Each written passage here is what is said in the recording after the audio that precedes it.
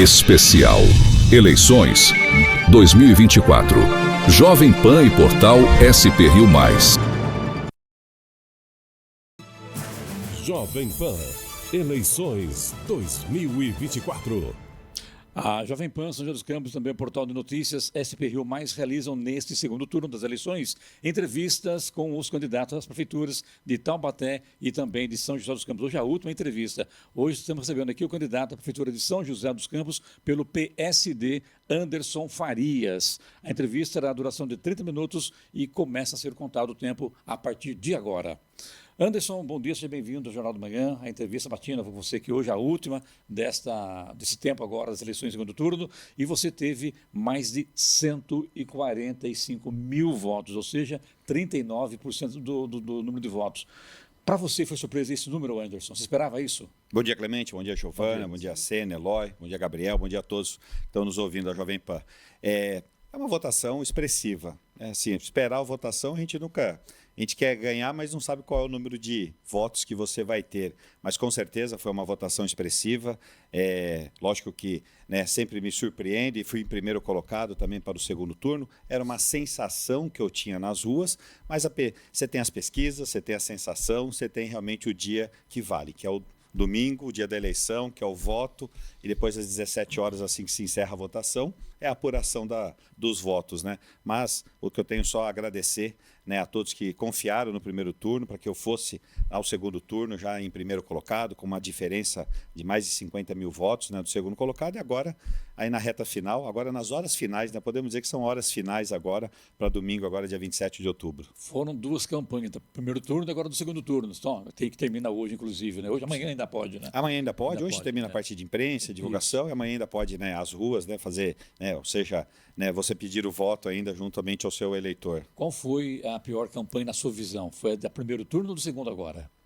Olha, nem dá para sentir que teve diferença, viu? Que teve primeiro ou segundo, não teve intervalo entre os dois, Mas o primeiro turno, ele é sempre mais, você tem mais candidatos, você tem os outros, mais outros adversários, você tem mais de um, você tem uma campanha que é diferente. Agora, você tem uma campanha de, eu e mais um, são dois apenas, vai para um processo, você tem uma, onde você tem ali as propostas muito mais bem definidas, mesmo porque no primeiro turno você passou um período falando sobre propostas, no segundo turno você apenas vai confirmando tudo aquilo que você já veio divulgando, já veio falando, já veio se comprometendo no primeiro turno, e você tem um tempo maior também de divulgação também, seja pelos veículos de imprensa. Giovana.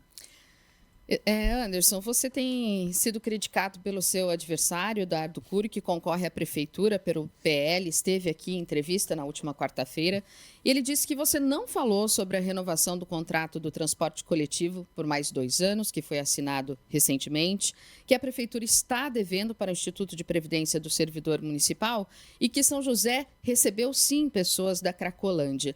Eu gostaria de saber o que o senhor tem a dizer sobre isso.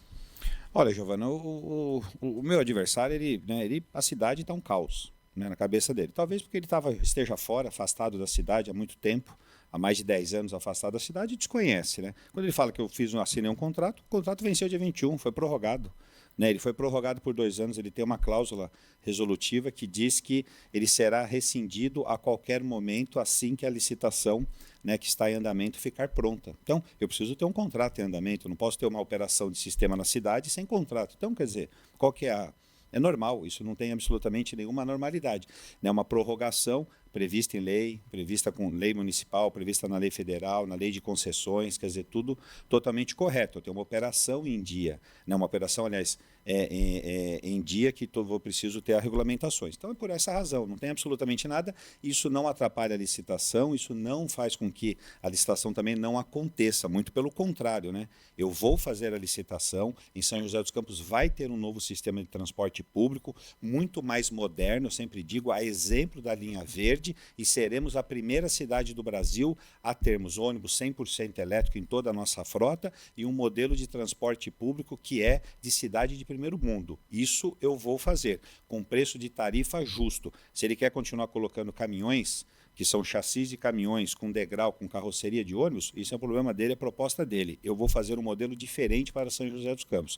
Então, e sem nem onerar o custo. Aliás, fazem 4 anos que eu não aumento a tarifa de ônibus. Ele manja de aumentar a tarifa, porque na época ele aumentou a tarifa. O processo de licitação, por exemplo, que ele disse que ele fez, que ele teve coragem, eu fui secretário de transporte à época. Ele fez um processo onde tinha que ter 12 estações de conexão. Secretário ele fez dele, uma. né? Fui secretário dele, ele fez uma estação de conexão. Quer dizer, ele tinha lá uma proposta, por exemplo, com um sistema que ele também não concluiu. Tirou todos os carros grandes daqui, ou seja, tirou todos os carros articulados da cidade. Então, assim, poxa vida. E eu não fico fazendo crítica. Quer dizer, é um opositor que só faz crítica, não tem uma proposta. Qual é a proposta dele para o sistema de transporte público? Eu não ouvi. Então, assim, aí fala com relação à Cracolândia e ao débito com o Instituto. Vamos lá. Eu já desafiei ele nesses dois assuntos. Me traga uma nota fiscal de um fornecedor em atraso. Me traga um funcionário da prefeitura que esteja com o seu salário em atraso. Um aposentado da prefeitura que esteja com o seu salário em atraso. Aliás, me traga um morador de rua trazido de São Paulo que foi deixado aqui em São José dos Campos. Me traga um. Ou quando ele fala isso, o que ele está querendo se referir? Que é o Tarcísio que está mandando para cá? Porque ele não é claro, né? É o Tarcísio que está mandando para São José dos Campos? Agora, pessoas que vêm por convênios médicos do SUS com o Estado para se tratar em clínicas em São José dos Campos, isso é verdade. Isso acontece há muitos anos. Há 15 anos, há mais de 15 anos. Tem clínicas em São José dos Campos que atendem pelo SUS a nível Estado há mais de 15 anos. Aliás, eu tenho pessoas aqui em São José dos Campos que, se tratando, Clemente, o próprio médico pede para que a gente faça o tratamento longe da cidade, em outra cidade, em clínicas. Por quê? Por uma questão de não ficar próximo da família, até fazer a reconstrução. Quer dizer, você tem vários processos. Isso acontece. Aliás, me traga uma pessoa em São José que esteja aguardando para fazer um tratamento. Porque ele também disse que não tem vaga. Como não tem vaga? Lógico que tem vaga. O que nós temos é um processo que é um assunto muito delicado. A questão Cracolândia, a questão usuário de dependência químico, é um assunto muito complexo. O tipo da droga que hoje é usada, essa sintética, deixa um vício muito mais rápido, eles ficam muito mais agitados, e é um problema de saúde. E no país não existe uma internação compulsória. Não existe uma internação compulsória. A legislação não nos permite que a gente possa fazer isso. Quem aqui não vê as nossas equipes de ação social? Quando a gente fala equipe de ação social, nós temos uma equipe multidisciplinar na rua, de manhã, de tarde, à noite, de madrugada, sol, chuva. Estamos nas ruas tentando e vamos levando. Conforme a gente consegue conquistá-los, que eles peçam a sua ajuda, a gente leva. Quantas mães pedem para nós para internar seus filhos? Quantas mães ficam na rua olhando seus filhos se drogarem? Quer dizer, isso é um problema mundial que está acontecendo em São José dos Campos. Eu não fujo desse assunto, aliás, trato esse assunto com muita seriedade. E ele trata esse assunto de forma, sabe, com uma certa hipocrisia, certo? E bem politiqueira, vamos dizer assim. Então, eu fico esperando ele trazer. Não trouxe desses desafios que eu trouxe, já levei a ele, já solicitei a ele, ele não traz. Fala do Instituto. Ele e o Emanuel, em 1999, não pagava o patronal. Patronal é o que é exigido por lei. A mesma coisa falar aqui que a Jovem Pan vai parar de pagar para os seus funcionários o fundo de garantia ou vai parar de pagar o INSS. Perfeito? É crime. Não pagou patronal. Estou falando aqui de aporte, que eu deixo hoje de repassar para o Instituto. Não é o patronal. O patronal é 28%. Eu pago todos os meses. O que eu recolho 14% dos funcionários, repasso para o Instituto, e os 28% que é de obrigação do município está em dia e eu pago em dia o Instituto. Mas, em 1999, não se pagou patronal. Parcelou por 30 anos. Dizer hoje que eu estou fazendo um parcelamento para o município, eu estou endividando o município nos próximos 8 anos, e me chamar de caloteiro, eu não admito isso. Não admito. E o que eles fizeram lá atrás? E eu nunca falei que eles eram caloteiro. Muito pelo contrário, isso é uma decisão de gestão. Então, assim, é uma coisa incoerente. É incoerente.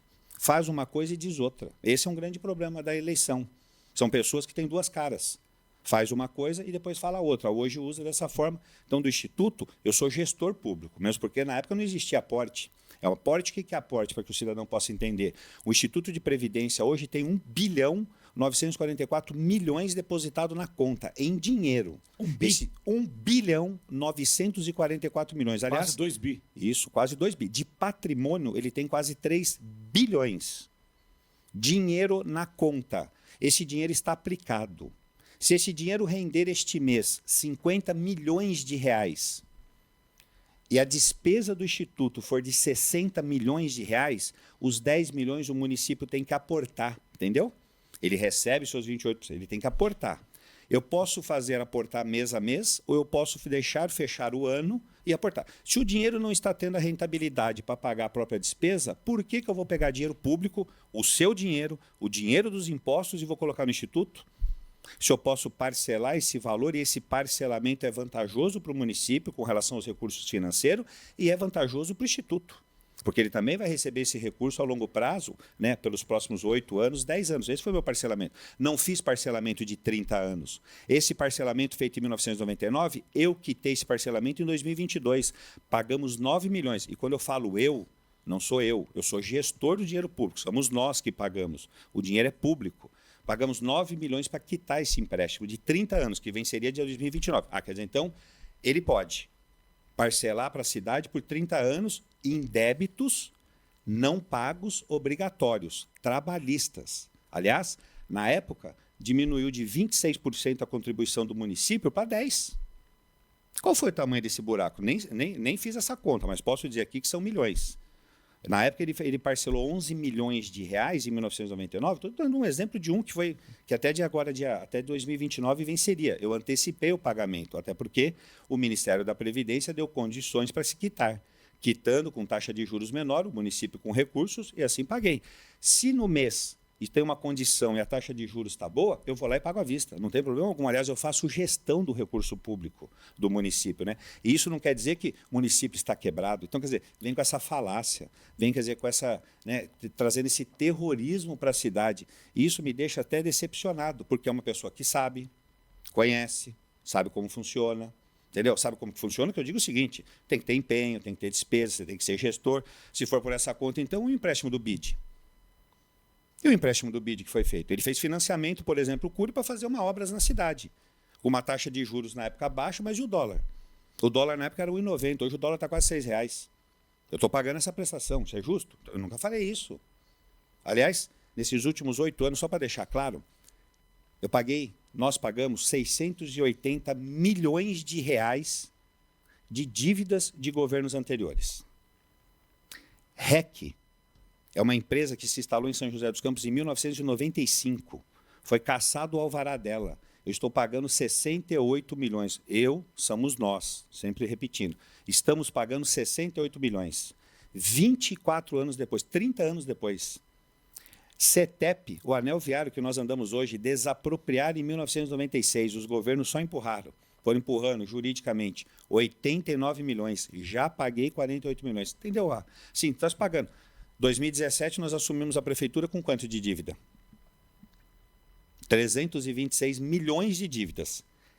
Notas fiscais emitidas e não pagas. Olha como que nota e foi pago.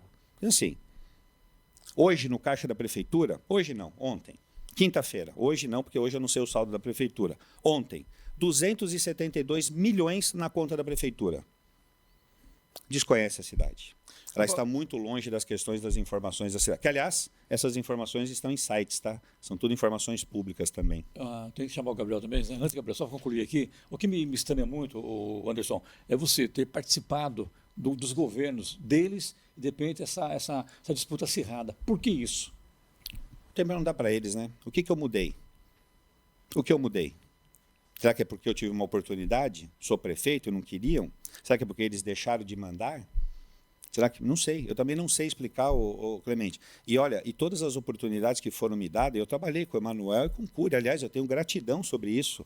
Agora, eu trabalhei, eu honrei as missões que me deram, certo? Trabalhei muito, me empenhei, me dediquei, quer dizer, fiz a minha parte e muito bem feita, né? Quer dizer, você pergunta hoje qual é o motivo? O motivo é político? Né? O motivo será que é político? Porque inicialmente o motivo era partidário. Chamava PSDB. Isso acho que ficou para trás, né?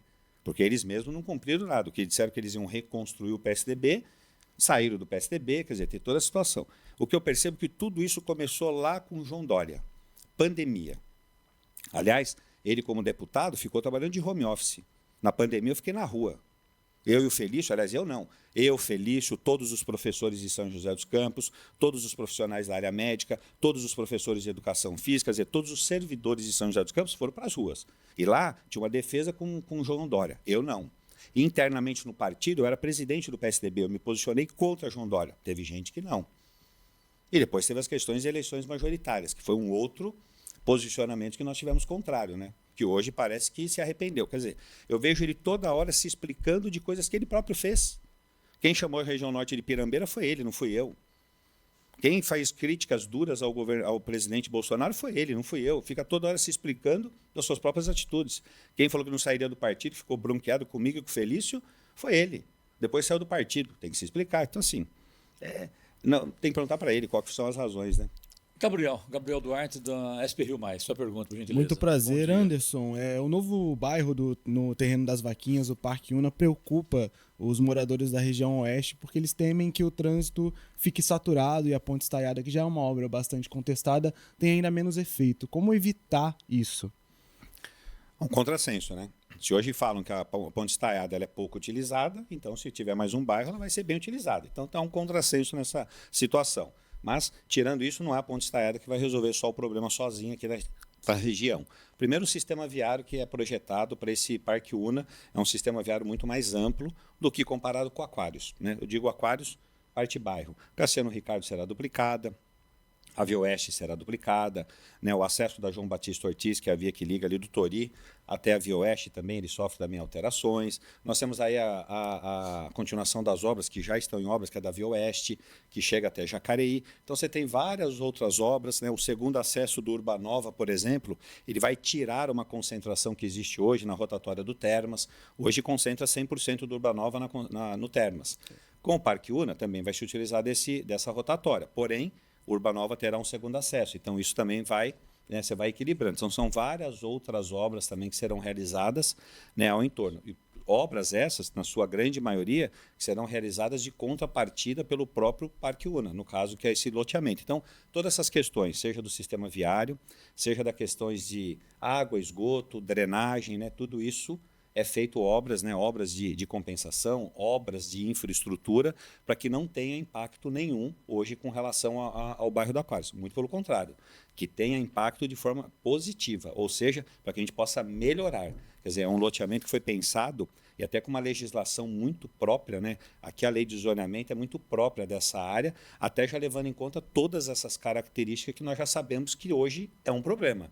Então, o novo loteamento ele tem que vir para resolver problemas e valorizar ainda mais o seu entorno, né? E não que traga mais problemas. Por isso que a gente teve todo esse cuidado com a formação, principalmente na questão viária.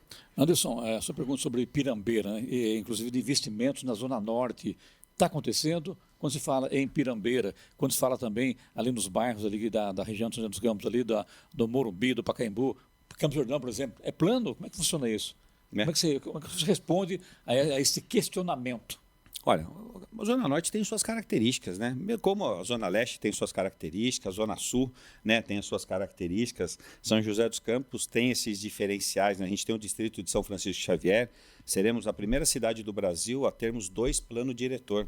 Temos o plano diretor da cidade de São José dos Campos e um plano diretor agora que estamos finalizando de São Francisco Xavier, até pelas suas características, né? Suas características da biodiversidade, da questão, né, da ambiental, as áreas de proteção ambiental, nossa Serra da Mantiqueira, quer dizer, temos as questões de nascentes d'águas, lá um dos maiores, né, contribuintes, né, de águas para o estado de São Paulo, está aqui em nossa região, está em nossa cidade, em São Francisco Xavier, e a região norte tem suas particularidades, principalmente ao longo de décadas, né, o surgimento de bairros informais, né, que são núcleos irregulares, quer dizer, isso que a gente tem um grande desafio de fazer essa regularização, né, bairros que estão ou com impactos, né, contra a questão ambiental, em áreas ambientais, ou até de áreas de risco. Então, esse é um processo, mas investimentos. Né, nós fizemos principalmente a lei de zoneamento, onde nós pudemos levar para a região norte um desenvolvimento para ela. A região norte hoje tem, né, um novo supermercado gerando emprego lá, que é o Chibata, tem agora o Barbosa construindo um novo supermercado lá em Santana, em Alto Santana, que vai gerar emprego, um supermercado que vai trabalhar 24 horas. Esse tipo de empreendimento também vai mudando o seu entorno, vai valorizando também o comércio cresce junto, fala, pô, mas leva um supermercado e os pequenos, não, todos crescem juntos, todos investem melhor, então a região norte tem essas características e tem a característica rural da região norte, né, que é onde a gente tem que ter uma manutenção de estradas rurais, um sistema de transporte público diferenciado. Não adianta eu ter um sistema público, um sistema de transporte público que eu tenho na região sul não vai ser o que eu tenho na região norte. Tem que ser um sistema diferenciado. Segurança tem que ser diferenciada. Hoje nós temos uma questão, temos que levar infraestrutura para a região norte, principalmente de fibra ótica. Nós já levamos, tanto que minha nova proposta com relação à segurança pública, agora a gente irá cobrir 100% da região rural com fibra ótica. Desta forma a gente consegue levar também a questão das câmeras com inteligência, quer dizer, a gente consegue fazer o cerco 100% com tecnologia. Então, a região norte tem as suas características, são específicas e tem que ser olhada dessa forma. Como todas as regiões da cidade, né? A gente tem que ter as ações nossas diferenciadas. A nossa unidade básica de saúde do Bom Sucesso não pode ter as mesmas regras de atendimento da nossa UBS do Limoeiro, por exemplo. Então, são diferenciadas, são características diferenciadas. A UPA Norte teve, por 2 meses esse ano, o SAMU transportou mais pessoas idosas para a UPA Norte do que a cidade toda para a Vila Industrial.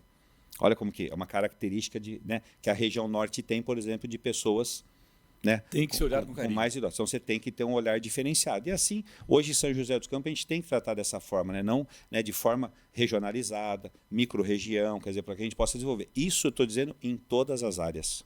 Giovana. Anderson, você está falando da região norte, mas eu queria saber quais suas principais prioridades, se eleito, para os próximos 4 anos com relação à cidade como um todo. Como um todo, minha prioridade principal continuará sendo a educação. Educação é onde realmente eu vou continuar fazendo investimento, é o maior orçamento da cidade, é onde eu vou dedicar cada vez mais para que a gente possa ter o desempenho, né? Não é só investir numa nova escola, construir um novo prédio, comprar os melhores materiais didáticos que tem, ser o maior assinante da Google for Education, né? Não, é ter crianças que se desenvolvam muito mais rápido e muito melhor, que sejam mais inteligentes e que se tornem bons cidadãos. Isso daí sim eu vou estar empenhado, seja com equipe multidisciplinar, multifuncional, seja com qualificação dos nossos professores, isso daí eu vou continuar fazendo esse investimento, que é desta forma que nós vamos melhorar ainda mais os resultados de segurança pública, menos morte no trânsito, porque você vai ter bons cidadãos com mais respeito na rua, que nós vamos diminuir a desigualdade social, entendeu? Uma cidade que também seja uma cidade de oportunidade, a gente precisa formar nossas crianças, o futuro é hoje, não é amanhã. O futuro é hoje, está dentro das escolas. Nesse exato momento, pelo menos na rede pública municipal, nós estamos aí com um pouco mais de 80 mil crianças nesse exato momento dentro das escolas, né, sendo cuidado pelos nossos professores, educadores. Então, isso eu vou continuar, né, fazendo. Se a gente vamos comparar com gestões anteriores, hoje o meu IDEB aqui ele fica próximo a 7. Né? Se pegarmos há 8, 10 anos, ele era próximo a 6, a 5,5, 6. Mas 1%, só para 1% no IDEB é um mundo de desenvolvimento e conhecimento. Então, em São José hoje, educação infantil, nossas crianças têm que sair da creche lendo e escrevendo, o básico. Entrou na primeira série, em São José dos Campos tem aula de inglês, é aula de inglês, né? Não é aulinha, não, é a aula de inglês na primeira série. Pela lei de diretrizes básicas nossa do país, inglês é só no Fundamental 2 a partir do 6º ano. Escola com contraturno. Ou seja, educação, né, esportes e cultura no contraturno. Por quê? Porque esportes e cultura complementam na formação do cidadão, das nossas crianças. Né? O esporte traz disciplina, respeito, você saber conviver em coletivo e a inclusão. E a inclusão, principalmente quando a gente fala da questão de criança com autismo, aí eu sou defensor da inclusão dessas crianças estarem nas salas de aula, com profissionais ao lado dela, para acompanhar o desenvolvimento, material, né, e você produzir material específico para aquela criança, porque cada caso é um caso, não existe uma receita única, né, dependendo do nível, enfim, daquilo que ela precisar, ela vai ter dentro da escola. Gabriel. Perfeito. Anderson, eu queria perguntar sobre o caso Banhado, que é um grande impasse da cidade há muito tempo. O senhor acredita que dentro dos próximos 4 anos ele pode ter uma solução? E além disso, se o senhor pensa também que pode haver uma mudança no plano de negociação com as famílias, isso é previsto? Olha, a decisão do banhado, principalmente de parte do banhado, ou seja, das casas que estão dentro da unidade de conservação, isso já está decidido. A justiça não mudou o seu mérito. É para sair. A decisão não teve mudança de decisão. Então, isso vai acontecer a qualquer momento. O que teve foi uma suspensão da reintegração, ou seja, da transferência das famílias, para que o município apresentasse com mais detalhes daquilo que nós estamos propondo para o banhado. E assim, nós já fizemos, encaminhamos ao Tribunal de Justiça todas as informações. Então, isso é algo que vai acontecer. E eu estou de acordo com que essas pessoas tenham uma condição melhor de vida e viver num local muito mais digno. Lá não vejo essa condição, até pelas questões ambientais. Isso já foi um assunto eu posso dizer assim, esgotado do ponto de vista de todas as instâncias em discussão que unidade de conservação você não pode ter moradias. Então, não vejo nem juridicamente como se reverter isso daí. O STF não reverteu, né? Então, vejo às vezes algumas pessoas comemorando ou até dizendo de forma equivocada. Não se mudou mérito, não se julgou mérito, apenas suspendeu para que o município desse mais informações detalhadas do quais são as nossas propostas para cada família. Então, isso pode ter certeza. Meu olhar é principalmente em cuidar daquelas pessoas e deixar com que elas tenham um local muito mais digno. O que é local? De ter sua casa, sua própria casa, para que elas possam criar ali, né, constituir, formar suas famílias, né, um local que realmente ela possa ser digna ali, com nome, endereço, né, com CEP, tudo como um cidadão merece ter. Anderson, gostaria de saber de você, onde é que estão, qual bairros estão as obras inacabadas e abandonadas na cidade? Em São José isso não tem, né? E Mas tinha. está sendo divulgado que tem. Isso é o meu adversário que divulga, né? Ele esquece que ele largou, por exemplo, eu terminei a obra dele, nós terminamos a obra dele, por exemplo, da Arena Esportiva, né? Ele falou que ia entregar a obra e não entregou também. Foi o outro que parou. Aí fica com essas retóricas, quer dizer, é uma conversa, né? Isso não tem. Tem quantas obras que se iniciou e não se terminou porque a empresa não terminou, como é que se diz? Ela não conseguiu, né, cumprir seu contrato. Isso eu tenho. Aqui, empresas que não cumpriram o seu contrato e em São José aqui não passa. A empresa que quer ter vantagem em contratos públicos, mergulha no preço na licitação e depois quer tirar vantagem durante a obra, isso aqui não tem vez. Empresa aqui em São José desse jeito não passa. Pode ser empresa de São José, empresa de São Paulo, do Paraná, não importa de onde que é a empresa, isso daqui não passa. Eu tenho uma empresa, por exemplo, que nós rescindimos o contrato, tinha 5 obras. Obra da Escola do Parque Industrial, do Dom Pedro do Caique, do alojamento do BAEP, olha que dentro da Polícia Militar uma obra nossa, a empresa não concluiu, e a UBS da Vila Industrial. E as obras não foram concluídas. Rescindimos, a rescisão é um processo de laudo que nós temos que fazer, até porque a obra está em andamento, e eu cobro até R$1 dessa empresa. E ela não participa de nenhuma mais licitação no país pelos próximos 5 anos. Porque, além de tudo, leva uma multa e paga para o município. Mas já estou retomando todas essas obras. Eu não tenho nenhuma obra parada ou abandonada. Isso não tenho nenhuma. Aliás, muito pelo contrário. A cidade é um canteiro de obra, é só andar na cidade. Quem conhece a cidade, anda na cidade. Eu já ouvi outro dia uma bobagem, né? Vindo do outro, não, as obras estão devagar porque não tem dinheiro. Pô, volta a repetir, me traga uma nota atrasada. Insiste em mentir, parece que assim, poxa vida, para de passar vergonha, sabe? Para de passar vergonha, para com isso. As obras estão aí. Problema em obra, de atraso, porque a Via Jaguari, por exemplo, demorou 6 meses para a gente conseguir conquistar a licença.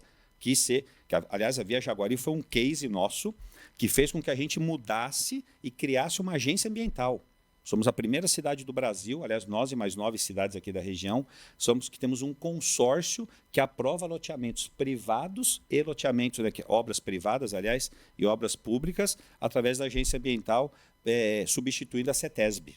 A gente sabe que a CETESB a Via Jaguari demorou 1 ano para sair uma licença de início de obra e 6 meses para sair uma LO. Uma licença de início de obra, quer dizer, é uma coisa absurda. Isso daí, do ponto de vista de prazos. Então, a agência ambiental hoje agiliza muito essas obras, né, de forma geral. A gente caminha para o final da entrevista com você aqui, Antônio Sabatina. Eu quero perguntar sobre os debates que você deixou de ir. Por que motivo? Olha, teve alguns, né? Teve alguns debates que eu não fui, até porque... Tem um, hoje à noite tem um, né? Hoje tem um debate, hoje estarei lá no debate da Vanguarda, vou no debate da Vanguarda. Tem alguns debates que eu percebo assim, né? O meu adversário, infelizmente, né, bravo, nervoso, atacando, quer dizer, não tem uma... Então não tinha motivo, acho que não tem motivo para esse embate, né? Logo no começo do segundo turno, quer dizer, na verdade foi só por essa única razão, para evitar qualquer tipo de embate, não que tenha com relação a ter qualquer tipo de discussão de qualquer assunto da cidade. Olha, Clemente, eu ando em todos os lugares da cidade, eu ando em todos, não sei se o meu adversário poderia dizer o mesmo ou fazer o mesmo. Eu ando em todos os lugares. Eu ando na Eco, no Campo São José, no Canindu, no Cajuru, no Limoeiro, no República, no Santa Edviges, no Putim, no Pinheirinho dos Palmares. Né? Eu ando lá onde tem a melhor escola, com os melhores resultados. Aliás, minha maior conquista, minha maior obra foi uma obra no Chácaras Reunida. No Rio Comprido, no Rio Comprido, onde a escola do Rio Comprido foi a escola que teve a maior média e o maior avanço no ensino. Entendeu? Essa é uma das maiores obras que eu tenho na cidade. Então, assim, ando em todos os lugares, ando no calçadão, vou no mercado, vou no açougue, enfim, faço uma vida de prefeito. Hoje sou prefeito, candidato à reeleição, né? Mas foi por essa razão da gente poder, né, tentar evitar algo que subiu o nível e as eleições e o embate chegou num nível que eu acho que é desnecessário. Um minuto para as suas considerações finais, Anderson. Nós sempre escutou. Então, primeiro, agradecer a todos vocês, agradecer a Jovem Pan pela iniciativa e dessa oportunidade de conversarmos aqui, de poder falar principalmente sobre o futuro de São José dos Campos e me colocar à disposição, né? Hoje candidato à reeleição, mas porque eu quero a confiança para continuar fazendo esse trabalho. Né? Mais do que isso, continuar fazendo o trabalho que a cidade avance, que a cidade se desenvolva, que seja uma cidade de oportunidade, né? Onde o maior programa social em São José é gerar emprego e renda, para que as pessoas possam ter dignidade de poder ter o seu trabalho, né, ter o seu salário, ou o seu empreendedor, ou ser dono do seu próprio negócio e poder ter seus recursos para sustentar a sua família. Muito obrigado, bom dia, Anderson. Obrigado. E assim, Jovem Pan e SP Rio, termino aqui essa parceria com a entrevista dos candidatos à Prefeitura de São José, Taubaté, enfim, todo o Vale do Paraíba. Nós começamos o meu primeiro turno e agora fechamos o segundo turno com São José e também com Taubaté. A todos nosso muito obrigado e tenham aí uma boa eleição. Especial Eleições 2024. Jovem Pan e Portal SP Rio Mais.